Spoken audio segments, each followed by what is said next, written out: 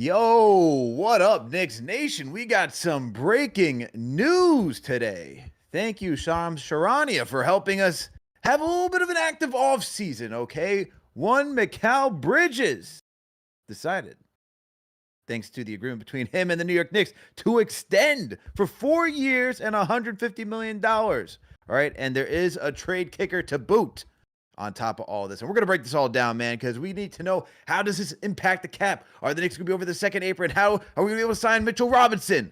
That's why we got our guy Yossi Gozlan here on the show to help break it all down. So make sure to hit that thumbs up button for your boys. Subscribe to the channel if you haven't already done so. And let's get into this. Yossi, how you doing, man? How you feeling today? I'm doing good, Alex. Thanks for having me on. And this was something that I I feel like we heard more buzz about McHale getting extended last summer when they first traded for him than this offseason once he's actually able to sign it. Took a little while, but finally they got the deal done. And at even though that contract in itself is somewhat of a discount based on like what he's the player he is, he took like a discount on top of that, which is pretty nice for the Knicks. Nice gesture commitment with them long term. So just another expected order of business for the Knicks that finally came through. For sure. And I didn't think that the Knicks were going to let him get to the point where, one, he could potentially sign for a max deal, but also just put themselves in a position where he could easily walk. After you trade the draft capital that you did, you want to make sure that you have this guy for long term and that he is part of what you see as a championship contender team. So, not shocked about that at all. But let's get into the nitty gritty, man. How does this impact the Knicks' salary cap moving forward? Are they a second apron team? Looking at the numbers, thanks to Bobby Marks, it seems like they'll be slightly under as of right now moving forward. But what's your whole read on the situation? So yeah, I've got it pulled up in front of me. We don't know the exact structure, though. I would guess it's gonna start low, go high, because that way just the lower number it is right now, better chance at trying to keep your expenses, not without going too deep into the tax, if that makes sense. So, Mm-hmm. assuming Mikhail was going to take this extension, uh, they are very likely to be a second apron team next year. So this extension kicks in next year. He's on the last year of his 4-year, $90 million deal, I believe it was, that he signed with the Suns. So one, I think this extension, I think when Jalen Brunson signed his extension, which is like pretty much an identical deal, there was a lot of uh, discussion of how meaningful it is and how big of a difference that extension is going to be for the Knicks, extending their window as long as possible. Because if Jalen didn't, and he became a free agent and he demanded a max contract, which he would have probably gotten from the Knicks or something close to it, they'd be over the second apron right now. So just that alone, like you get 1 year, that extends the Knicks timeline by a year with that. With Mikal, he probably could have become a free agent and probably gotten a little bit more money. I don't know how much more, but I think he probably could have gotten some more. There's going to be more cap space team next year, and he takes slightly a bit less. I'm guessing that trade bonus will help cover it in case he does get traded. Maybe it could help push it to what that maximum amount he could have gotten is. But it's really not that big of a difference. It's like maybe a million less annually, a little bit, maybe 1.5 million less annually. Mm-hmm. So yeah, right now, like you said, they are technically still below the second apron next year when you look at the projections. I get the feeling the Knicks asked for a little bit of a discount because the salary cap is not expected to rise by too much next year. There was a thought that it would go up by about 10% for the first few years, and now instead it's projected to go up 7% next year, and it might, which is kind of not a great sign because maybe it'll end up coming up even less than that. So I think the Knicks pushed for a little bit of a discount to help cover their bases in case the cap continues to not rise like that high. But Mitchell Robinson's still extension eligible, and assuming he gets a deal done, they're going to be over the second apron. So I don't think this makes. I think like for the most part, this deal was exactly what. It's like 99% of what was expected for him to get last year.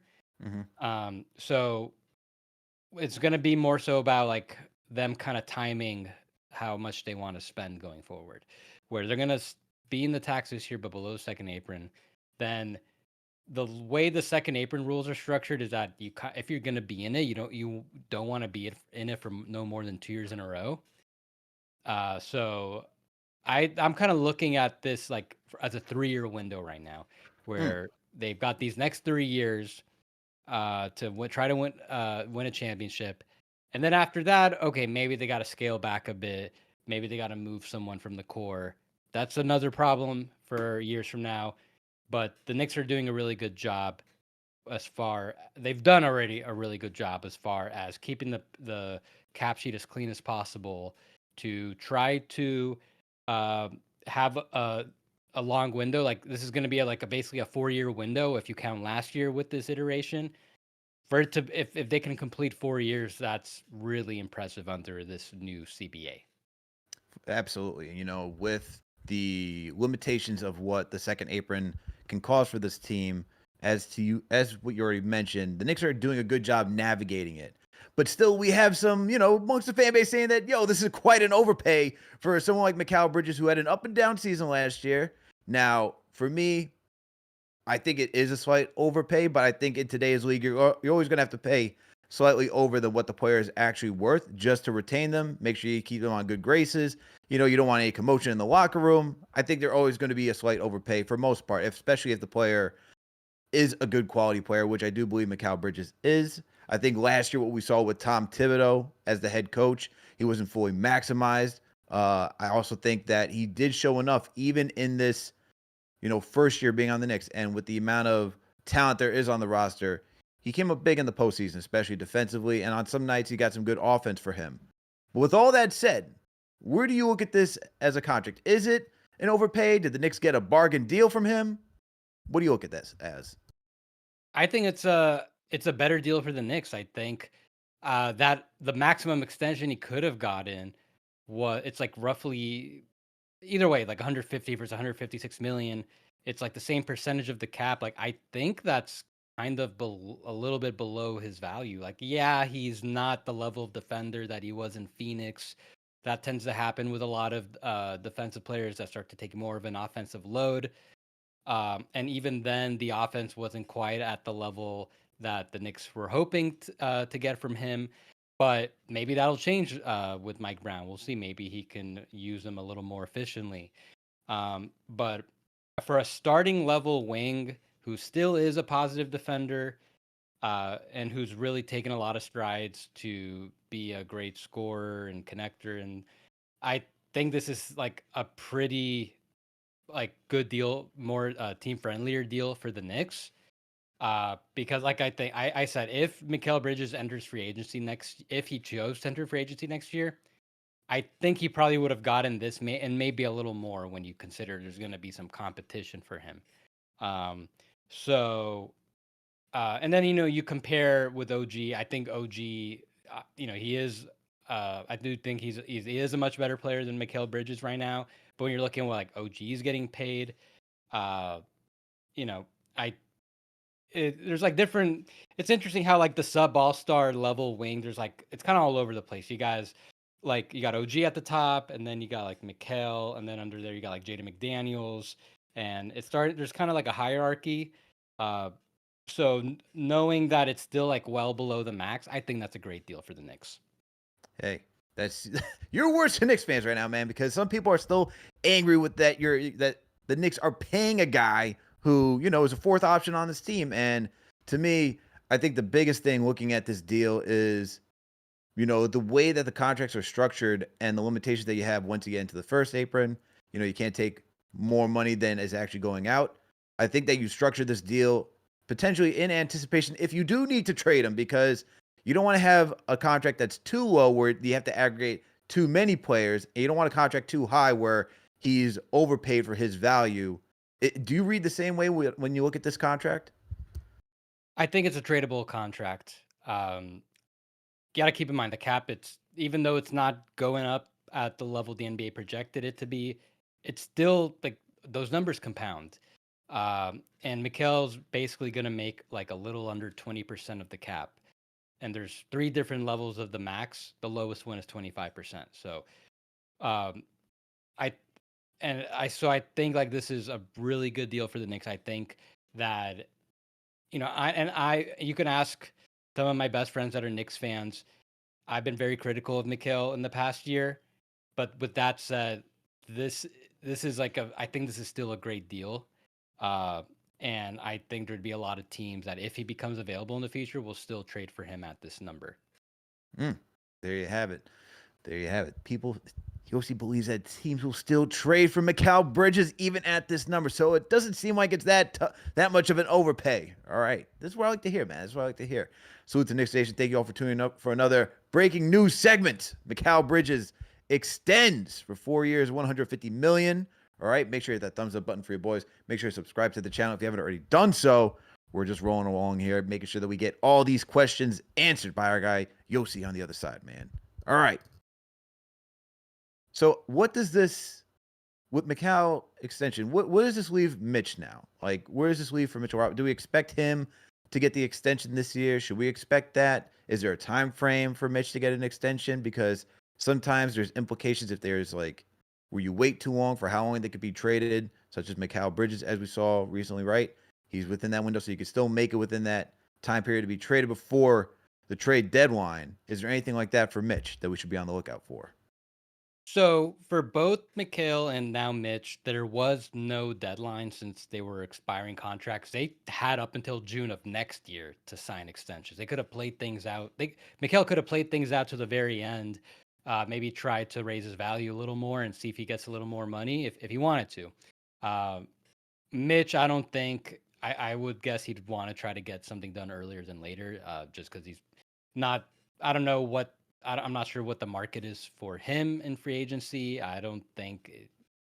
I think for the most part, players that are not max guys still want to try to avoid being a free agent.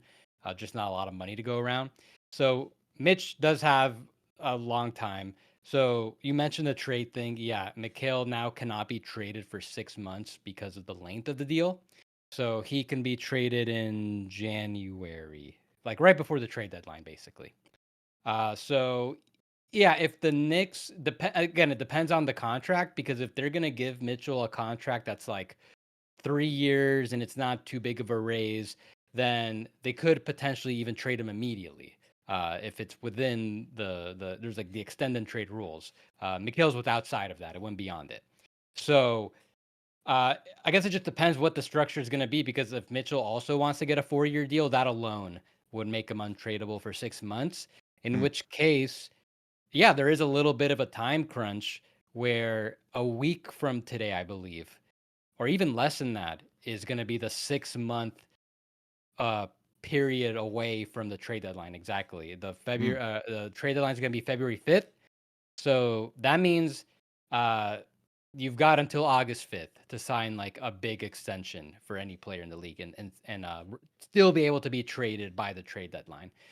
So if that's important for the Knicks, if they want to keep that option open in case a certain all-star becomes available that maybe the Knicks still want to try to get, then yeah, you want to try to get a deal done this week, and that might be something that somewhat of a soft deadline for a lot of other extensions, or it could be the other way around, like Larry Market, and he signed his right after that day, so he wouldn't get traded. I don't know if Mm. there's any player who wants that, who requires that, but yeah, just a kind of a date to keep in mind that could push more extensions forward over the next week. So you said until August 5th, right? Until August 5th would be that deadline to keep Mitch within that window if they did want to trade him, right? Yeah, if they give him like a 4 year extension, if they give him a big enough extension, then yeah, they got to get it done by the 5th Mm. Now, to if you keep were him the trade Knicks, eligible by the trade deadline. would you try to get it done then before the 5th? Or like, are you rushing or are you just, because the thing with Mitchell Robinson, right, is injury prone. Do you really want to extend it for that long? You know, the best ability is availability. So I could see the Knicks being indecisive right now, saying, well, we saw his impact in the postseason. We saw how much of a defensive anchor he can be. And when you're thinking about having Karl Anthony Towns on this roster, they saw what they did out in Minnesota, having Rudy Gobert next to him. So it makes sense where you want to keep Mitchell Robinson just because, versatile big, capable of guarding the pick and roll. You can hide you can hide Karl Anthony Towns next to Mitch defensively, and you can still have a potent offense with him, Brunson, Bridges, and OG out there on the floor. The converse is that going back to, all right, well, this guy's injury prone. Should we really put our money in this? Because if he is injured again, is he still a tradable asset? So, Yossi, where do you land on that? I think if you're Mitch, you're just looking for the best deal possible. I think given the injury concern, something probably length probably matters. I think Mitch will probably get a higher annual salary range to put his salary kind of like more in line with some of the other like lower tier starter level players, like what Jakob Pertl's making right now, with like Zubats is making right now. But as far as the Knicks, then the longer the deal is, maybe they got to add a little bit of protection. I look at what Josh Hart got with the Knicks in his extension. He got the maximum he could. That 4 for 80, I think it was something like that. But then they made the last year team option. So just an example of maybe the Knicks could do something where, okay, we're going to give you as much money as you can get, and we will give you a long deal as possible, give you a chance to make all the money, but maybe just in case something goes wrong, we get a little protection on the back end. But as far as the things you just mentioned, even if they want to keep Mitch tradable, I don't really anticipate them trading him because they need him. They need his rim protection. We know Cat can't protect the rim, and I think we're still, I haven't paid too much attention to Ariel Hukporti. I don't know if he's going, if he's going to get there to the level the Knicks need. So they need Mitch right now. It's very hard to replace him if they do trade him. That's why they haven't traded him, despite the constant injuries. And like probably one of my biggest mistakes, I guess, from last year, or opinion wise, is that the Knicks probably should trade Mitchell Robinson to get like a 3-and-D wing, and I was wrong about that. Uh, it was right for the Knicks to hold on to him and let him heal and come back, and because he made a real difference in the playoffs. So, like, again, unless they're getting like a Giannis or something, like if they're getting literally the second best player in the NBA, I just don't really anticipate they'll want to trade Mitch, even if they keep him trade eligible in an extension. What do you think a fair number for Mitchell Robinson would be in this case? So I'm not sure what the exact maximum he can get is. I don't have it off the top of my head, or I'm trying to see my data. But I know, yeah, I think it's like the max he can get is 4 for 85, something like that. So something I could see making some sense, because this is kind of basically what Josh Hart got, but with the salary cap rising as a percentage, is like the same percentage, even if the money is a little higher now. Uh, what if you give that to Mitch? Maybe a little bit less, but for the most part, you're kind of in that ballpark. You're kind of then you're getting him in that same range as some of the other centers I talked about, but maybe you do a couple things to protect yourself on the back end. Um, Maybe you can even, if you can get the money lower, if you could get him at less than 85, maybe you could do the same thing they did with his current contract, start it high, go a little lower. That would help them with their tax stuff, with the second apron stuff in the future. So I'm definitely, I think there's a deal to get done, even if the number puts him above the second apron, because like they're going to be in the second apron for 26, 27, 27, 20, and I see you have it pulled up. So maybe you can get it declining. That would help them with the beyond that point. Then I think the question is, what can he do with Cat, where he's also extension eligible? He's got that player option. I see you have it pulled up for 61 million. Can you potentially get him to decline it, take a lower number as well? Because listen, Jalen gave a little bit back, Mikal gave a little bit back. Maybe Cat does the same thing, and that can help potentially even get below the second apron earlier, so they don't have to trade anybody. Any of their core guys, I haven't looked into that. This is like way into the future. It's too early to be able to project that stuff. But there's still a lot of things in play with a Mitch extension, a Cat extension, because after those two, that's kind of, I think everyone's kind of taken care of. Yeah, for the most part, everyone's taken care of. But there is also one Deuce McBride. But before we get into that, we got some people on the lines, man. We got to get to some people on the line because, look, everyone's excited. Everyone wants to know what's going to happen with this team moving forward. So let me bring in some people right now so that way they can join the conversation. Let's bring in my guy, Dan from New Jersey. Dan, what's happening, my man? What's going on? Dan from New Jersey, are you there? Going once. Going twice. All right, Dan's not ready. Dan, we'll get back to you, man. We'll get back to you at one point. We got Yuri on the line. I know Yuri might be ready. Yuri, what's happening? Yo, what's happening? What's happening? What's going on, my man? How you feeling about the Mikal Bridges extension right now? I am excited about the Mikal Bridges extension. I am part of the Mikal Bridges hive. There we go. I've been defending this man, and I got something to say. I've been wanting them apology letters. Where they're at? I've been waiting since the Boston series. Where they're at? Oh man. So you want the apology letters? I get it, man. I get it. I officially submitted an apology later in April. No, in all seriousness, though, I'm very happy about the Mikal Bridges signing. Because when the Knicks gave up, a lot to get Mikal Bridges, the obvious, solution to me was like, you're going to keep him after the season regardless what happens. So, and I like that the Knicks stuck with their guns. They signed Mikal Bridges. They managed to give him a $6 million discount, not the full contract. They managed to stay under the second apron again while building a contending team, staying under the second apron.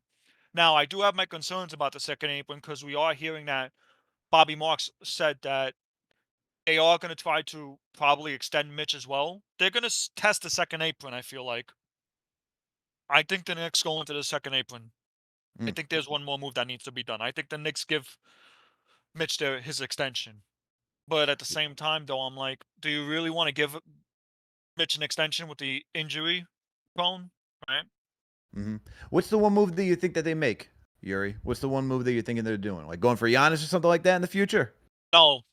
Then we just found out that the Knicks were doing due diligence. It was in the Discord chat just now. Giannis didn't want to request a trade. So well, for not this year, but I'm saying in the Not for future. Is this that what you're year. talking about? no, I don't think the Knicks get Giannis at all. Okay. To tell you the truth, I would. So then what's the big move, man? What are you alluding to? There's a move that I'm thinking. I don't know what it is.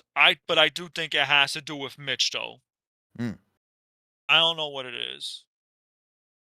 I Okay. would say Giannis is still on the table for next year, but as of this year, that's a tough one. Okay, so you just believe Mitch is going to get traded. You have no idea, but you're just throwing something out there into the atmosphere. That something's going to happen to him. All right. I think Mitch is going to get traded next year. I do. All right. Interesting. It's a tricky situation for me. I wish I knew exactly what they were going to do, but back to the topic at hand. I'm happy about Mikal Bridges. The two games that he had with Boston sealed a deal for his contract, I think. For sure. Absolutely. Appreciate the call as always, Yuri. Appreciate the call. Course. So you're out here, trying to read the tea leaves, thinking that Mitch is going to get traded next year, for even something even bigger. All right. We all know that Giannis isn't going to get traded this year. Of course, we get that. But what do you think about that? Turner. He's like Miles Turner in the way that Miles Turner's been in trade rumors for so long, and he just cannot get traded. It seems like Mitch he's just untradeable for whatever reason. It can't get done. But what do you think? Do you think so with this move? And let's just even play this game because I know the Giannis idea is still out there too. Yossi, is that even possible with what the Knicks are doing? If they become even a second apron team. I don't think they should trade Mitch unless they're getting a better /younger rim protecting center. And I don't think Mitch has enough value to pull that off, especially considering that. And then the Knicks don't have any first round picks to trade right now. Next offseason, they'll be able to trade their 2033 first round pick if they wanted to go in that direction to get another big man. I can't see them trading Mitch unless they either are getting a rim protector just as good back, or they're able to develop another one, which I don't really see on the horizon right now. Okay. Well, let's get back to other guys who are on this team that that are extension eligible. There is Deuce McBride. He's another guy that's been considered a core piece of this team. He's now this offseason, the man's been on quite the media tour, hitting up everything. He even joined us out in Vegas and, graced us with his presence for KFTV. CP did a phenomenal job interviewing him. What about McBride? What about him getting an extension with this team? So I don't think he can. I think he can extend like starting in December. Because he signed his extension the same day as the OG trade, so he can do it because he only signed for 3 years. So yeah, he can extend on the second year anniversary.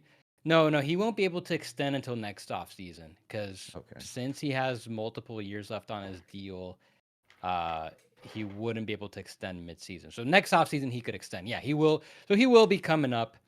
But he just finished his first year. He's going to be in his second year. So yeah, I think the Knicks will want to try to get something done next year as soon as he's eligible. And that'll be interesting because his extension maximum is going to be the same thing as Mitch. Like he could technically get up to like 4 for 90, something like that. I don't think McBride will get quite that amount. But just to show that there's not going to be any limitations, because you might look at McBride's number, he's making like just a little bit above the minimum.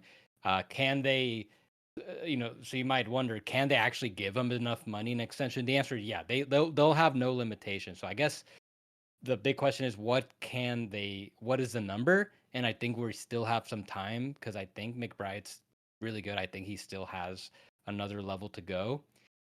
I sometimes wonder if he might be too good, that maybe he gets priced out for the Knicks, but we'll see.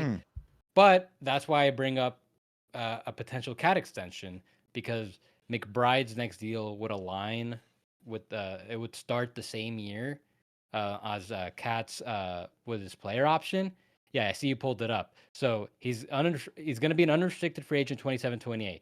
What if you can get Cat at like a slightly lower number then to help subsidize what Miles McBride's first year salary would be? Maybe it's like at least 10 million plus, something like that. So again, that's just like I'm just kind of that's not really based on anything, just kind of putting a number. So we still have time for that, but that's what I'm looking at to see what the Cat does, because I think that's going to be somewhat related to getting to fitting in McBride. Okay, and for the Knicks, so let's say they do end up extending everybody, right? And they have everybody on the contract for a couple of years. You have this team for the next 2 to 4 years, somewhere around there, to compete for this championship they're looking to do. Is it okay to go into the second apron and just stick with this team if you're a GM or if you're working in the front office with the new CBA? Is that something that teams should be willing to do? So the thing with the second apron is kind of, the term has just kind of become like a buzzword, where I don't think enough people are like considering what it is about the second apron that is like scaring off teams. Because when you're in the second apron, the biggest penalty is that you have your pick frozen in the future. So if the Knicks, they're in the second apron in 26-27, which they're expected to be, then that means their 2034 first round pick will be frozen. It means they can't trade it. But if they get out of the second apron for enough years, then it becomes unfrozen. And then the same thing would apply for their 2035 pick if they're in second apron in 27-28. Where it becomes to be a problem is that if they're in the second apron for like 3 years in a row, that 2034 pick that they froze the first year would then drop to the end of the first round. and there's nothing that could undo that. So that's number one, why they're they added that as a way to get teams to not want to be in the second apron for so long. Because the other thing is that when you're in the second apron, that means you're deep in the tax. So for some teams, and particularly the Knicks, money might not be an object. They might be willing to spend over $100 million plus in the future in luxury tax penalties, and they probably will because they're the Knicks. Like they could afford that, and if the team is good enough, they can justify it. But like they also what changed in the new CBA is that they changed the tax system. Now it's the deeper you go, the higher the penalties are going to be. And what coincides with next year when they're going to be in the second apron is that they'll have been. Oh, actually, no. I'm wrong. They still have another year before they are entered the repeater tax, which is the multiplier goes up. So for 27, 28, it's going to get really expensive. So for the Knicks, it's more so, I think, the draft pick penalties.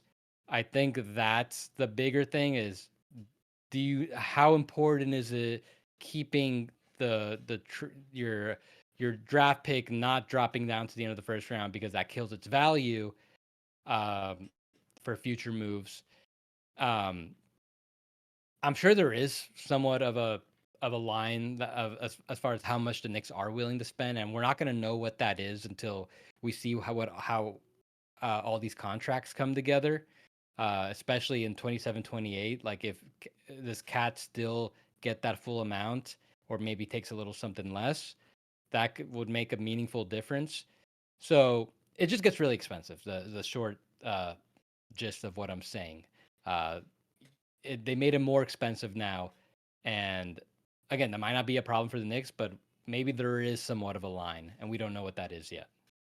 Yeah, I mean, the line is because it's just interesting. Like when you look at league wide, no one's willing to go across the second apron, but no team is really in position to do that. And I think with the Knicks, they're one of the very few teams in that position where they could say, you know what? Who else in the East can really compete with us right now? I mean, you look up at this year, Boston doesn't have Jason Tatum. They're kind of doing a soft reset this season. They'll see how he comes back after his injury next year, see how they compete. Pacers, same thing. Halliburton's out. He's going to miss this entire upcoming season. They're not really resetting anything, but there's a little uncertainty with how far can they actually go without the guy who stirs the entire drink, right? And then you have other teams, Milwaukee, that's in a precarious situation, not really sure what direction they're going. Orlando made some interesting moves this offseason, especially getting Desmond Bane on that team. You then have the Atlanta Hawks who made some interesting moves, but are those teams good enough now where they're going to make a massive leap?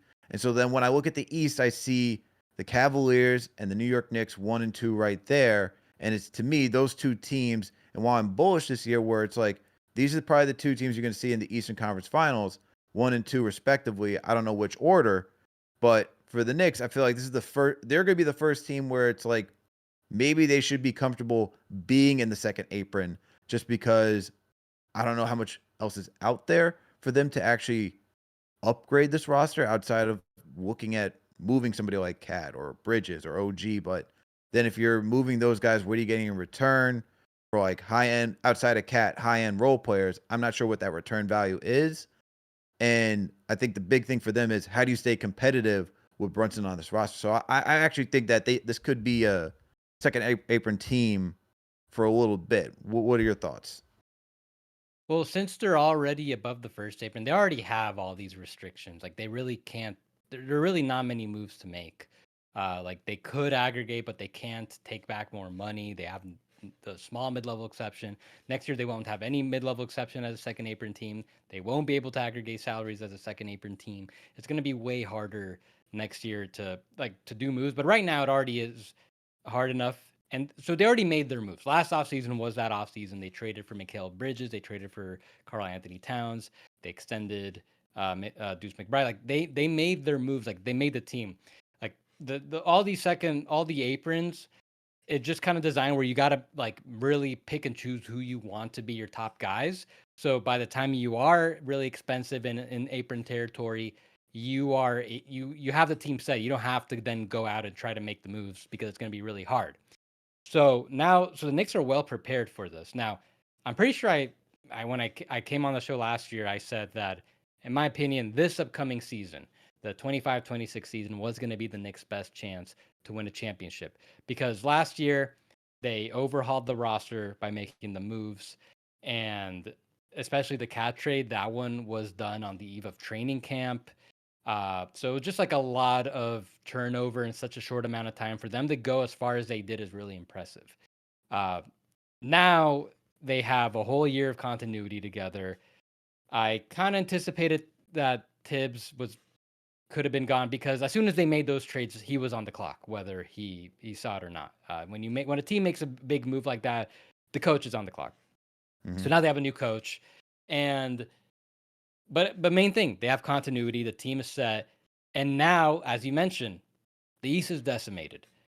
So even adding further to my point where I said that this upcoming season would be their best chance to win a championship.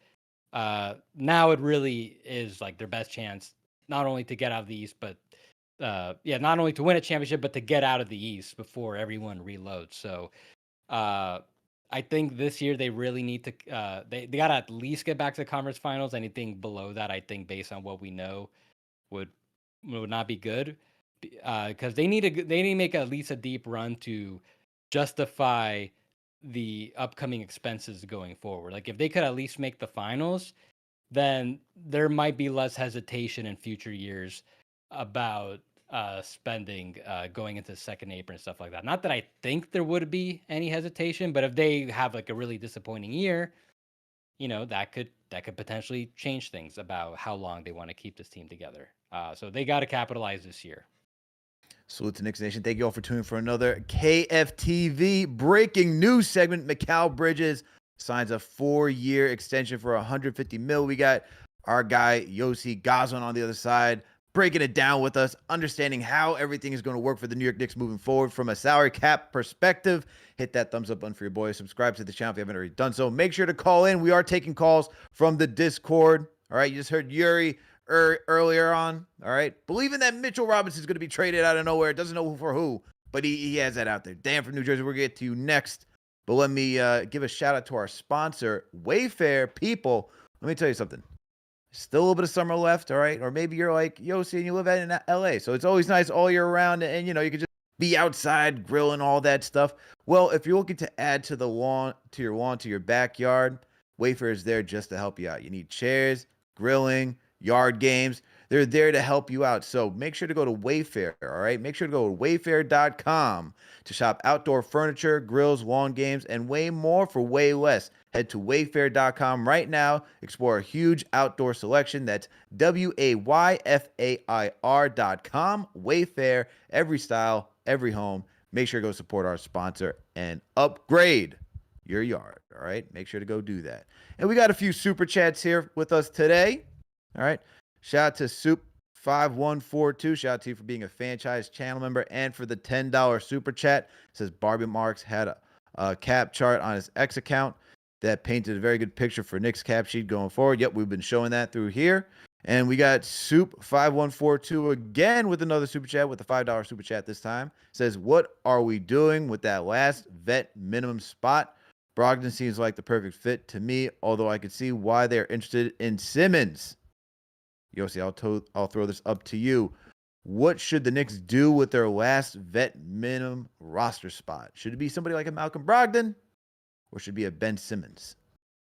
So I'm sure you guys have talked about the roster spot situation because, they could only sign one veteran guy, and then the last spot based on the roster construction has to go to one of their recent second-round picks, whether that's Mo Diawara or someone like in previous years, like Rokas Jokubaitis or James Najee, who they traded his draft rights for. So they got to really be pretty careful who they choose that last spot to go to because that's their last spot, and you need the thing about this Knicks offseason that differentiates it from last year is that they made so many major moves last year that they were kind of at a disadvantage to fill out the back end of the roster. Now it's the opposite where they got their big moves done. Now they've been focusing on hitting those role player spots with Yabu and Clarkson. And the thing is, there's not a lot of great players available right now. I'm trying to pull up my list. And I've seen like a lot of them linked to a lot of guards like Shamet, Malcolm Brogdon, Marcus Smart before he signed with the Lakers. And I think ideally, if the Knicks could choose somebody, it's a 3-and-D wing who could shoot. I think that's what they need the most off the bench, but you can't. That's a very tough player type to get. So I'm guess it seems like the Knicks, they've been pretty comfortable having multiple guards. I think if they're gonna get a guard, it better be one who could shoot. So if that's Malcolm Brogdon, he's usually shot around 40%. Up until last year, he really struggled, but also struggled with injuries the past 2 years. I get the feeling it might just be Landry Shamet coming back. It seems like they really liked him and what he did. I don't know, I just kind of, I'm not really basing it on anything. But you got the continuity factor. It feels like they might just bring him back, and then hopefully they could trade for a 3-and-D wing around the trade deadline. Yeah, I mean, they may feel comfortable with Jordan Clarkson, being a lead ball handler with that second unit. I mean, he has shown that he can be a decent facilitator. He's averaged 5 assists in the past. So maybe they feel comfortable with him. I've been asking for Malcolm Brogdon just because for the backup in case of, Jalen Brunson has to miss time, as we saw last season or even years past. You want to make sure that you have someone competent that can organize the team, and not sure if it's Deuce. Well, I can tell you that right now it's not Deuce unless he takes multiple steps forward this offseason. Maybe it's Clarkson, but really he's more of a shooting guard than he is like a guy that organizes. I feel like that's what you kind of need, especially with the way that this team is just set up right now, where you have everybody who is looking to get their shot. You need somebody who can just like kind of put that all together, like a Tyus Jones almost, I feel like. But that's not a guy that they're going to go after. But hey, we'll see what else they can do, man. Hopefully they can do something else. Or not hopefully. Hopefully they go out there and get somebody. But to your point, Shamet might be the guy, and just, nothing wrong with Shamet, but kind of fits that 3-and-D mold that you're talking about. Not necessarily the greatest defender, but we'll see what happens. All right, let's give Dan from New Jersey another try. Dan, are you there, my man? What's happening? Dan going once. Going twice. Dan, what are you doing, my man? Kind of making me sad, bro. Making me a little disappointed right now. If you're trying to unmute your mic, just hop out of the Discord, hop back in. I'll drag you back in, and let's see if that one works. All right. Let's see if that helps get you on the show. I want to make sure that we get to everyone's takes and see what everyone's got to see, how everyone feels right now about Mikal Bridges extending. All right. It's tough, man. Tough out here as we're trying to wait for what we got last for the last roster spot. I guess the last thing I got to ask you, as we wait to see if Dan can hop back on as we're about to wrap this show, with the Knicks now in position that they are, right, as being a team that I don't know how to put this proper. I want to make sure I put this right, so I'm not like going way over the top.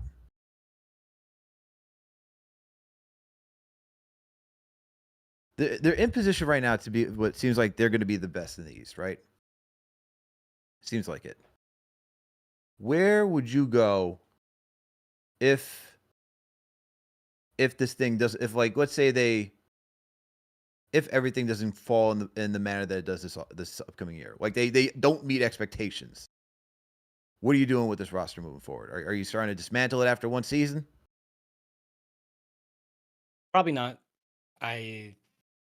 I think you just got to see what was the issue, what was the weakest link, I suppose, and go from there. Because even if it's kind of like a calf situation where, well, first, I mean, the Cavs were injured.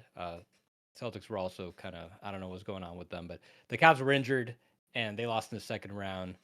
Wasn't even close. If it was something kind of like that, okay, I think you just run it back because the Knicks have proven that they're still a contender. But if it's something a little more concerning, they just got beat outright while being mostly healthy. Yeah, maybe a change is needed. Maybe you got to look at to see where your weakest link is. I would guess that if it's like a second round exit, I probably still wouldn't do anything major. I'd probably run it back still, give it another year, and then just to make sure. Um, but even the thing is, with the way the CBA is designed, even if the Knicks win a championship this year or the next, there's still a solid chance that some form of changes are coming. Uh, the Knicks could anticipate somebody might not, one of their core guys might not hold up in the future. Maybe they want to get off him early. I mean, look what happened with the Celtics. Even before the Tatum injury, and that really expedited things, they were expected to do something to blow things up a little bit, trade some of their top guys just to save some money. And I think some of that may have played into the idea, okay, maybe this team was really good in 2024, probably won't be as good in 2026.